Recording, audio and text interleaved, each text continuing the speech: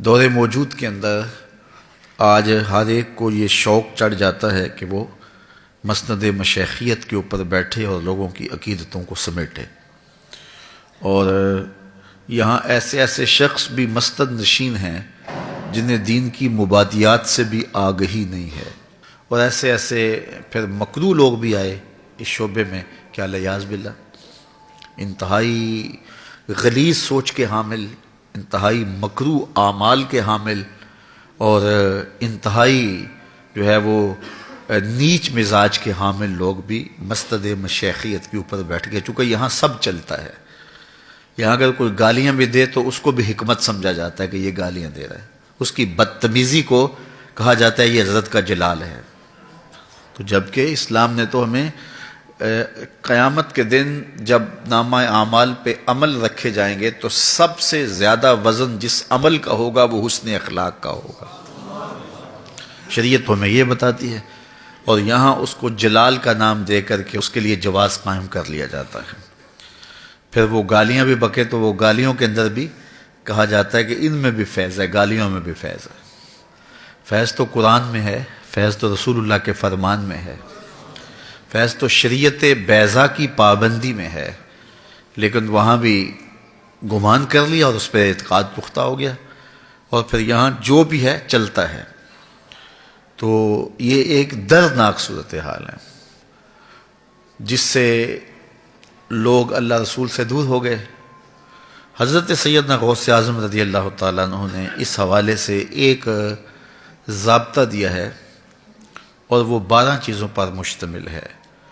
اس کو اس مختصر نشست میں مفصل بیان کرنا تو ممکن نہیں ہے، لیکن اختصاراً آپ کے سامنے میں رکھ سکتا ہوں۔ تو آپ نے کہا کہ مسند مشیخیت کے اوپر بیٹھنے والوں کو 12 صفات کا حامل ہونا ضروری ہے۔ اس میں سے کہا 2 صفتیں اس میں اللہ والی ہوں، ایک اللہ کی صفت ستار کا مظہر ہو، ایک اللہ کی صفت غفار کا مظہر ہو، پردہ پوش ہو، چغل خور نہ ہو۔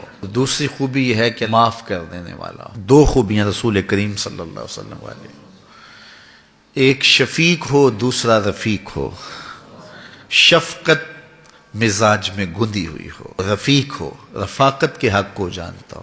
2 خوبیاں اس میں حضرت سیدنا صدیق اکبر والی ہوں، ایک صادق ہو، دوسرا مصدق ہو، یعنی سچا ہو اور سچ کی تصدیق کرنے والا ہو۔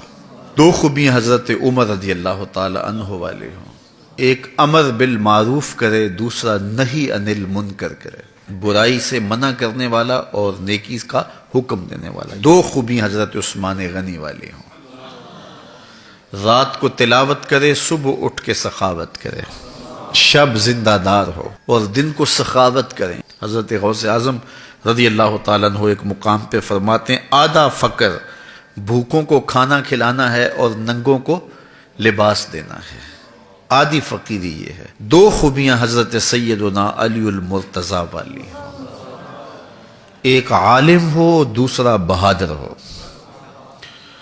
جاہل مسند مشیخیت کے اوپر بیٹھنے کے قابل نہیں ہے۔ دوسرا بہادر ہو، جرأت مند ہو، بات کرنے کی ہمت رکھتا ہو۔ حضرت غوث اعظم رضی اللہ تعالیٰ عنہ فرماتے ہیں اگر ان 12 خوبیوں کا حامل ہے تو وہ اس قابل ہے کہ وہ مسند مشیخیت کے اوپر بیٹھے۔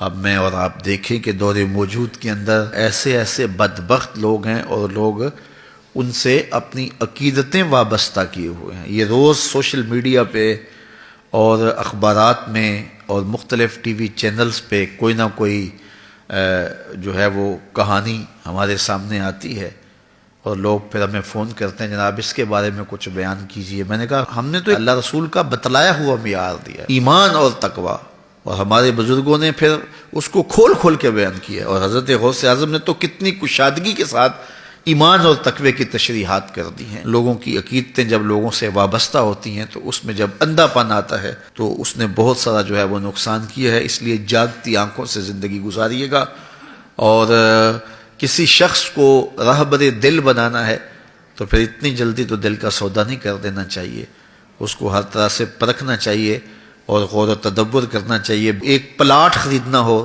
تو کتنی محنت کرنی پڑتی ہے اور کس قدر آپ دیکھتے ہیں کہ اس کے کیا فوائد اور کیا نقصان ہے، ہر پہلو سے دیکھتے ہیں. تو انسانی زندگی میں سب سے اہم چیز تو اس کا دل ہی ہے نا. تو دل کا سودا بس ایسے کسی کے کہنے پہ نہیں کر دینا. دل کا اطمینان اور اس میں وہ شرائط جو ہمارے مشائخ نے، ہمارے بزرگوں نے رکھی ہیں، بدرجہ اتم نہ صحیح لیکن اس کا عکس اور سایہ ضرور دکھائی دے. اللہ اپنا خاص کرم فضل ہم سب کے شامل حال فرمائے.